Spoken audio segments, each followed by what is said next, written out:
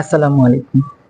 আজকে এমন একটি বিষয় নিয়ে কথা বলবো যা আমাদের জীবনের প্রতিটি অংশকে প্রভাবিত করে, অথচ আমরা মাঝে মধ্যেই সেই বিষয়টিকে অবহেলা করি। মাঝে মধ্যে ঠিক না, প্রায় সবসময়ই আমরা সেই বিষয়টিকে অবহেলা করি, আর সেটি হচ্ছে মানসিক স্বাস্থ্য। মানসিক স্বাস্থ্য ভালো থাকা কতটা গুরুত্বপূর্ণ সেটা কিন্তু আমরা একজন মানসিক ভারসাম্যহীন মানুষকে দেখলেই বুঝতে পারি। আমরা অনেক সময় নানা রকম রোগে ভুগে থাকি, আর রোগে ভুগলেই আমরা ডাক্তারের শরণাপন্ন হই। ডাক্তার নানা ধরনের ঔষধ দেন, সেগুলো সেবন করে, সেগুলো গ্রহণ করে আমরা সেরে উঠি। কিন্তু যখন মনের স্বাস্থ্য খারাপ হয়ে যায়, মানসিক স্বাস্থ্য ভেঙে পড়ে, তখন কি হয়?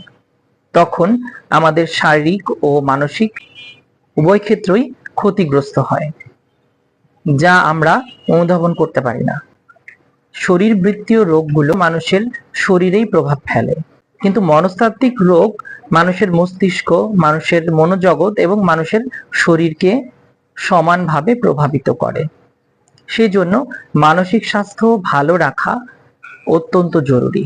আপনার মন যদি প্রফুল্ল থাকে, মন যদি ভালো থাকে, তাহলে দেখবেন আপনার শরীরও ভালো লাগে, কাজে মন বসে, যে কোনো কিছুতেই একটা আলাদা ভালো লাগা কাজ করে।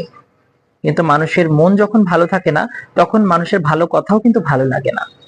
উদাহরণস্বরূপ, অনেক সময় এমন হয় যে আমাদের শরীর কিছুটা খারাপ লাগে, আমার মনে হয় যে আমার শরীরে একটু জ্বর জ্বর ভাব রয়েছে, কিন্তু জ্বর আসলে হয়নি, জাস্ট আমি মনে করছি।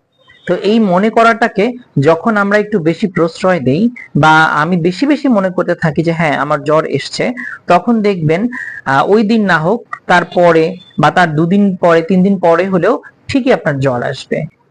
তো এটা কেন হচ্ছে? এটার কারণ হচ্ছে মনে মনে আমরা ভেবে নেই যে আমার জ্বর আসবে।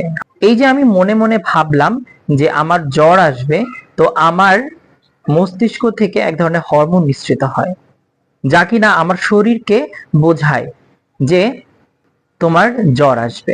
কিন্তু যখন আপনি চিন্তা করবেন যে না, ঠিক আছে, আমি শরীর খারাপ লাগছে বটে, কিন্তু এটা ঠিক হয়ে যাবে, কোনো সমস্যা নেই, এই যে পজিটিভ চিন্তাটা আপনি করলেন, এই পজিটিভ চিন্তার জন্য মানুষের মস্তিষ্ক থেকে এক ধরনের হরমোন নিঃসৃত হয়, যা কিনা মানুষের শরীরে পজিটিভ এনার্জির সৃষ্টি করে এবং শরীরকে বোঝায় যে না, তুমি ঠিক আছো।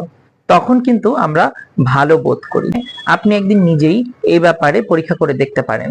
ইতিবাচক চিন্তা ভাবনা আমাদের মনোজগৎকে যেমন বিকশিত করে, ঠিক তেমনি ভাবে ইতিবাচক চিন্তা ভাবনা কিন্তু মানুষের সামাজিক, রাষ্ট্রীয় এবং ব্যক্তিগত প্রত্যেকটা জায়গাকেই সমৃদ্ধ করে। তাই আমাদের সবসময় ইতিবাচক চিন্তা ভাবনাই করা উচিত।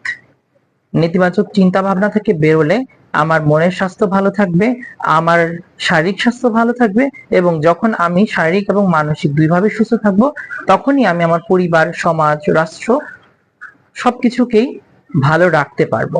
আসুন আমরা বেশি বেশি পজিটিভ চিন্তাধারাকে প্রমোট করি এবং পজিটিভিটিকে প্রমোট করি।